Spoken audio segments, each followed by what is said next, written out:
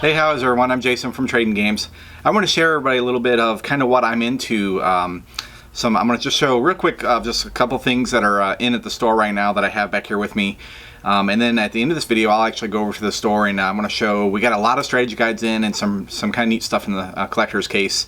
I've been meaning to share that. But kind of what I want to talk about today is kind of stuff that I'm really into. I'm into everything, unfortunately. But some stuff I'm really always excited about is different ways to collect for, like, let's say today I'm going to talk about PlayStation 1. And what I have is I'm really into sets and cardboard. I would call it cardboard collecting for PS1. And I'm not talking about long box games, you know, the original 100 or so long box games. That's a neat collection in itself. But real quick, some things I've added to my personal collection, though. Let me get to that. This is something that I've been hunting forever. It's Battletoads. It's a label variation, a manual variation. It's black and white, cardboard box slide in, and then this is more the standard that almost everybody sees normally. And I've been hunting this for years now, asking vendors at all the shows I've gone to, and nobody seems to have it. It pops up on eBay. I keep missing it. I finally set my sights on one, and I broke down and had to buy it on eBay. So now it's going in the Genesis collection as maybe one of the last variations that I'm actually needing to complete the set. I do know of one more variation of a cardboard box I already have, and it's a variation of it I'm looking for.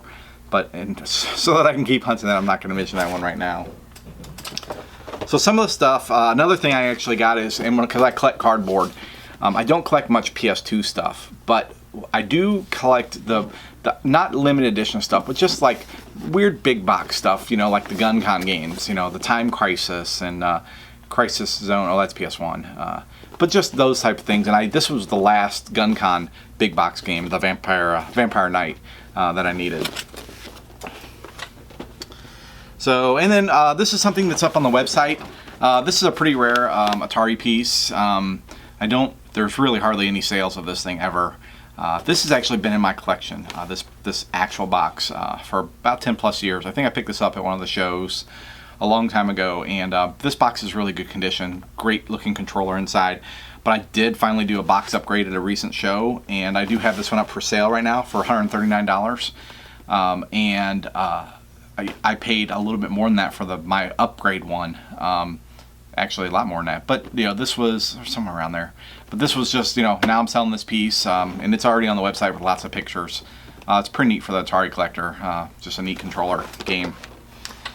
All right, now I'm going to talk about cardboard PS1 stuff, sets that are variations and things that I'm kind of into.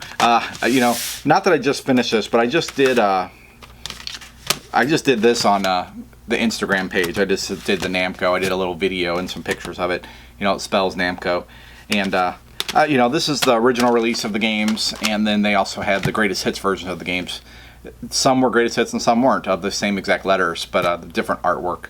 That's kind of a neat little subset. This is something I'm really into. Value packs.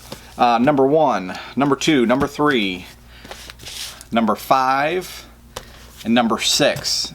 As you can tell, I'm missing number 4.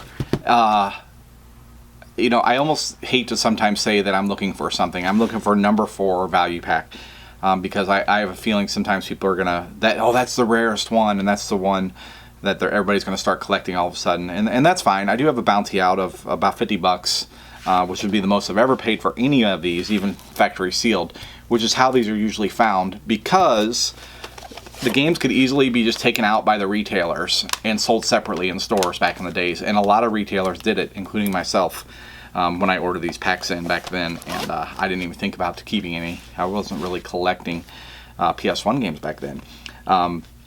So I'm looking for number 4. These are the cheap-ass games. There can be bowling and puzzle and battle hunter, the H-Tech games, and some other manufacturers. This stuff is just I love collecting these type of variations. That's a really neat variation to collect for. Like I said, I post these pictures up on Instagram.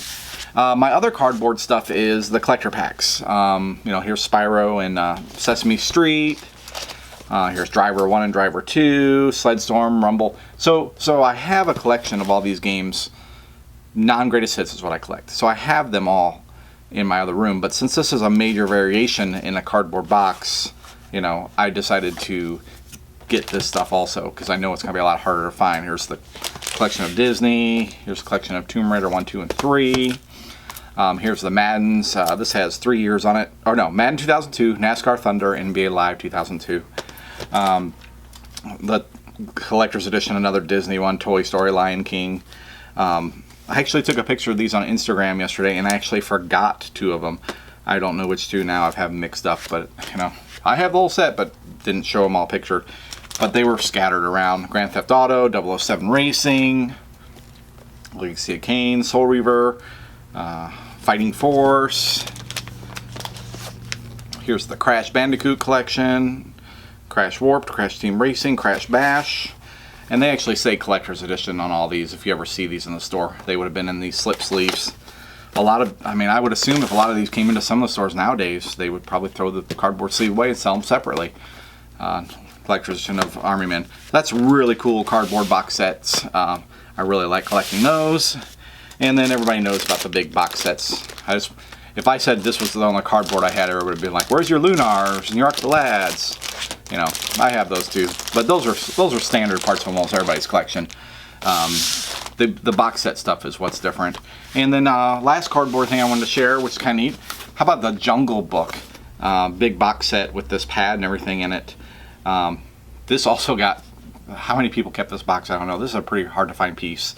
Really neat. I found this at a show years ago, probably a Midwest Gaming Classic from a vendor. And so I already had this game in my collection in the other room, loose, you know, or in there. But you know, having in the big box set, something I'm really into. There's some Dance Dance Revolution box sets for PS1, I think, and there's also all the Zapper Gun games. I have all those, Time Crisis, the Point Blanks, and stuff like that. And then the last cardboard that I'm really into, which a lot of people don't collect, and a lot of people don't know much about it. These are called Lightspan games, and they're PS1, and they're educational games. And what's something really neat about these is, you know, they had this. This is how they came. This would be a complete disc with a matching like manual, owner's manual on the back, and then they came in these really unique boxes. So nowadays you can find these pretty readily on eBay for super cheap.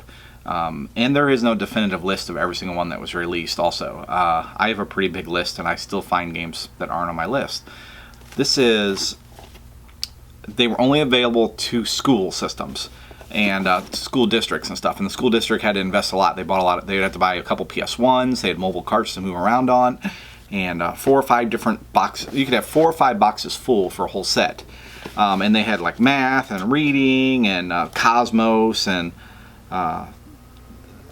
you know, and everything on them. Just really neat.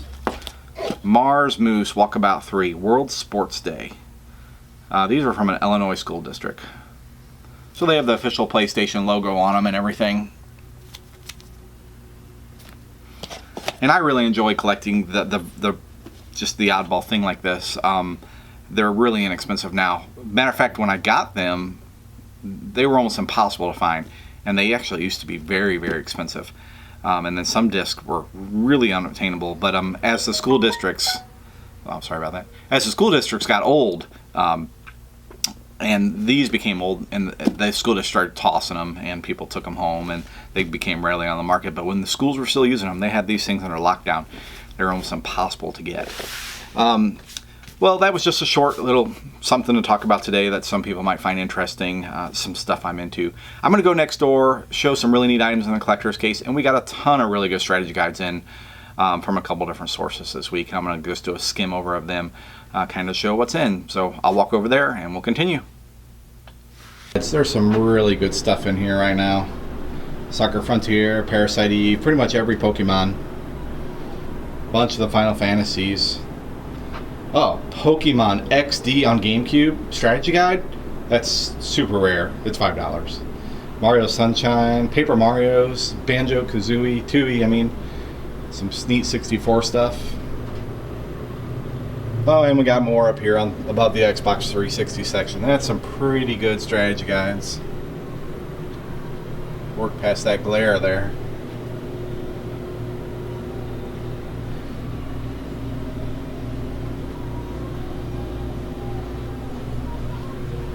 And the collector's case. A little bit of oddball PS1 in, some collector edition of Spyro. 64 is looking pretty good. Got some pretty good titles in right now everybody's looking for. Turtles, Tournament Fighters on Genesis, Streets of Rage, Splatterhouse. Some good Dreamcast there. Sort of the Berserker, Grandia. Some Box Super still. A little low on loose Nintendo, but Wario Land and Teller Boxer for the Virtua Boy, pretty neat titles. And some of the stuff's kind of been sticking around. It happens sometimes. Oh, I also wanted to add, we have Xbox Ones down to $200 now. I think that's a smoking awesome price on them. Got a Nintendo top loader in the store. If somebody wants that, I have 130 on it with 2 original official Dogbone controllers, and I can list that up on the website. Got a really nice action set box complete in right now. This is super clean box. Really nice styrofoam, really nice system. We're gonna get this out for sale real soon. And what's making all that noise over there is the Super Nintendo countertop kiosk. This thing's in great working order. The only problem is it's actually missing the red glass that goes over that. But the speakers work great. Controller arms are really nice and work great. System's the original one with the proper sticker on it. I did a new replacement upgrade capacitors and a SCART cable, but I still have some lines across the screen here. And I'm not really sure what that is, but they're not very noticeable really when it's all said and done. This is actually for sale right now. I'm not doing any shipping on it this time because it's too hard, so it's local pickup only. And I'm asking for $750 or best offer on it right now.